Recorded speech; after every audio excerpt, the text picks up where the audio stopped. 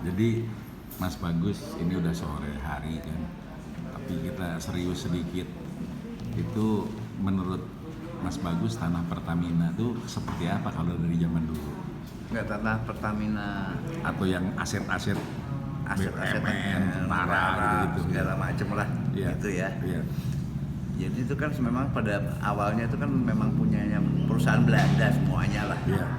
Stanpack apa segala macam, Caltex segala macam, terus dibikin Permina, Pertamin, terus jadi Pertamina zamannya Pak Harto. Gitu ya. Tapi pada prinsipnya mereka tidak beli. Tidak beli tanah. Tidak beli tanah. Oke. Prinsipnya ya. Prinsipnya tidak beli tanah. Oke. Aset negara yang dicatatkan di situ. Itu aset negara. Oke. Aset negara ini diurus apa enggak? Oke. Ada orangnya apa enggak? Enggak. Dalam hal kasus di Pancoran katakanlah itu ya. Iya. Itu nggak ada warga, ada apa namanya, nggak diurus, sehingga masyarakat masuk dalam situ secara bertahap, ya kan? Masyarakat bayar IPEDA, bayar, ada bayar, nggak usah bayar IPEDA, bayar listrik bayar pasti, Iya. ya. Iya. Itu kalau tentang Pertamina, sejenis. Iya. Iya. Beda lagi sama kereta api, Oke. beda lagi sama kereta api. Kalau itu mungkin masyarakat yang salah. Oke, kalau kereta api. Kalau kereta api karena memang 20 meter kiri 20 kanan kiri rel. kanan, Oke. iya. Iya, iya. Kalau kereta api beda sama Pertamina. Ada yang memang masyarakat yang salah, ada yang negaranya yang kurang lalai. Oke. Ya. Yang hampir pasti adalah tempat-tempat itu tidak disertifikatin Sama Pertamina. oleh pemegang kuasanya. Oke, iya. Pemegang kuasanya bisa perusahaan negara, Pertamina, tentara ya. Iya, Tidak iya. sekarang biaya bikin sertifikat kan Mahal juga. mahal juga. Mager juga mahal juga mager. Mahal Oke. juga, iya kan? Oke, iya. Kalau dilihat dari undang-undang tahun 60 sama PP-nya tahun 61, ya kan? Itu kan harus. Ya, nggak ada uangnya, nggak itu. Tapi itu bukan alasan. Oke. Ya. Hak ya hak. Bukan hak ya bukan hak. Kembali lagi. Ini di soalnya ada di Badan Agraria lah sekarang Iya. namanya ya. Warkah. Berarti adu data versi FKMTI penting dong kalau gitu ya. Persis. Nah, Warkah bolak-balik. Warkah bolak-balik. Bolak-balik warkah. Mau nama Ekendom kek, mau Girik, warkah. Harus dibuka ya. Harus dibuka. Ya, karena warkah inilah yang Jadi menentukan kuncinya. Kuncinya di warkah. Kuncinya di warkah. Berarti kalau maaf nih Mas, kalau seperti Robert Sujasmin dia punya tanah beli dari kantor lelang negara, kemudian di KIP dia udah menang boleh lihat warkah, sama BPN nggak boleh lihat warkah, aneh harusnya ya. Aneh ya. Satu. Heeh. Yang aneh ya dua. Iya. Satu lagi ya Departemen Keuangannya, Dirjen Kekayaan Negaranya. Kok nggak tanggung jawab ya? Iya, warkah kan dia bisa Oh, punya. iya, benar. Iya kan dia yang punya ini. Iya. Dia yang melakukan lelang. Iya. Nah, Nah, kan? sebentar, saya mau belok dulu ke Pak Pram. Pak Pram, Iya Pak. Pas Mas Bagus tuh barusan bilang, kalaupun tanah negara, kalau nggak dipelihara saja, masyarakat di situ kemudian puluhan tahun, itu harus ada kebijakan khusus. Nah, cuman kalau Pak Pram, saya ingin, ada nggak pernah orang Indonesia punya gendong gitu, ninggalin lama, balik lagi, terus ternyata itu pun nggak bisa dimiliki semuanya, itu gimana ceritanya Pak Pram? Ada Pak, seperti kasusnya Ibu Hajah, siapa yang Asmara. Asmara kalau nggak salah, iya. itu tinggal di Bogor. Suaminya itu orang Belanda. Dia itu punya tanah Ekendom itu luasnya 45 hektar lebih. Dan kemudian dibawa suaminya ke Belanda. Tahun 70 dia kembali, tiba-tiba tanahnya udah ada jadi rumah dan segala macam. Akhirnya dia ke pengadilan perdata maupun perdata menang dia. Ya menang semua. Menang semua. Ya tapi ya nggak bisa juga dapat tanahnya kan gitu. Iya. Dia berarti rakyat dia harus menggugat 1.837 kalau nggak salah sertifikat. Jadi akhirnya dia mengikhlaskan. Ya, mengikhlaskan itu ada sebagian tanah yang di lapangan dia harus apa milik dia lah, yang belum itu. Yang belum dibangun. Yang belum ya? dibangun. Nah. Kenapa dia begitu? Karena meskipun undang-undang tadi ada nomor berapa ya tahun 1960 itu dengan ada 20 tahun jaraknya, tapi dia orang Indonesia. Iya. Bukan orang asing. Iya. Jadi masih melekat, masih boleh kan gitu. Iya, jadi berarti sebenarnya tanah dia sendiri pun ketika puluhan tahun tidak ditinggali, nah pasti keluar sertifikat itu kan ada BPN pasti kan, artinya kan kemungkinan ada kesalahan kan. Tapi karena dia ikhlasin, ya udah yang kosong aja yang diambil gitu. Karena udah jadi mall, udah jadi rumah segala macam, dia bingung. Udah kan? dilepas gitu ya. Oke. Gitu. Kemudian yang kedua, Pak Pram pernah dengar juga cerita buat menginspirasi nih. Itu yang disampaikan kalau ada tanah kosong mau diambil itu yang ditaruh barang itu gimana ceritanya Pak Pram? Iya itu kan begini, jadi trik-triknya mafia tanah itu menurut seseorang sih, misalkan ada orang di Surabaya punya orang kaya punya tanah Jakarta, Bogor, segala macam ada tempat-tempat yang ada tengok-tengok. Biasanya itu ditaruh lah barang dulu seperti kayak kayu, segala macam ditaruh di tempat situ. Wah aman, kan itu lama-lama jadi rumah. Iya. Itu triknya begitulah. Lalu digugat ya. Lalu digugat. Nanti yang karena dia nggak siap kalah ya. Kan gitu. Tanahnya hilang ya. Hilang. Nah, berarti kan ini harus hati-hati Pak Pram ya buat orang yang banyak tanahnya. Saya balik ke Mas Bagus lagi.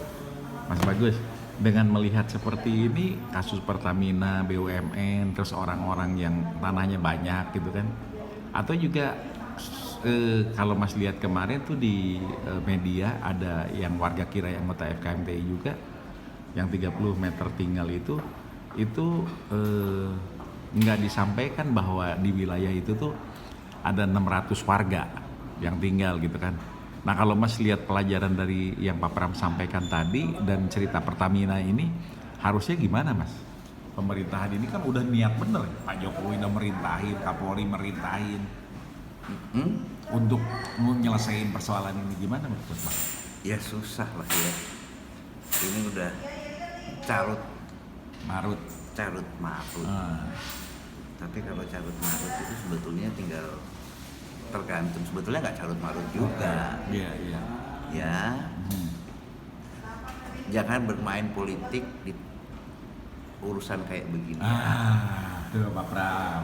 Ya. Jadi ini ada contohnya. Oke. Jadi tanah ini jangan dipolitisi. Jangan bermain politik di urusan tanah. Atau bermain kekuatan politik, partai politik di urusan kayak begini. Oke. Menarik. Pernah ada contoh. Iya, Mas. Itu tanggal 1 Juni tahun 46. 1 Juni 46. Namanya Sudirman. Ya, elit-elit partai politik.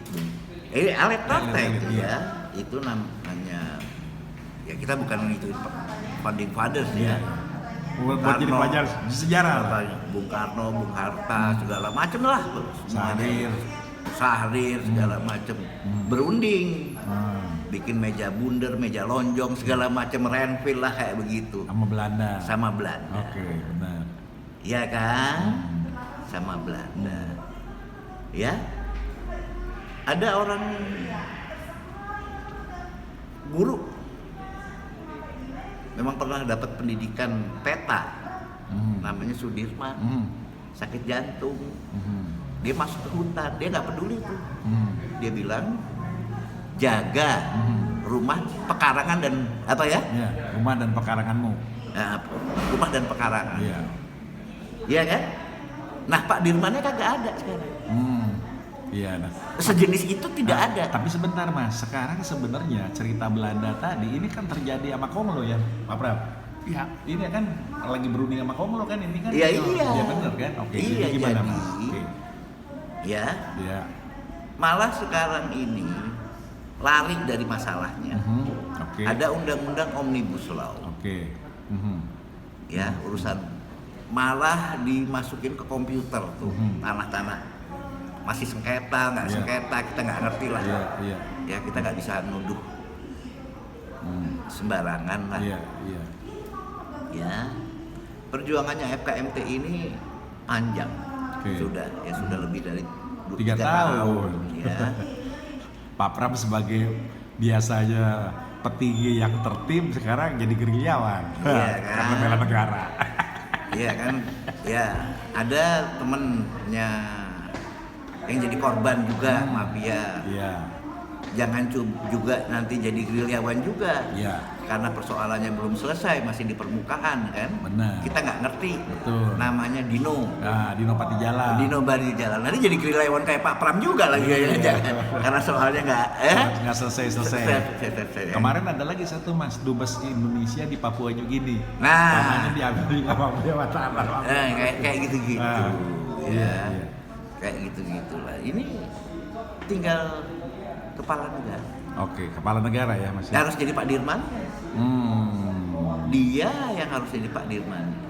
Jadi menurut Mas Bagus, pemimpin pemerintahan yang harus jadi Pak Dirman. Nah, Kemudian juga yang di bawahnya itu harus mengikuti perintahnya pimpinan negara. bukan yang di bawahnya itu siapa?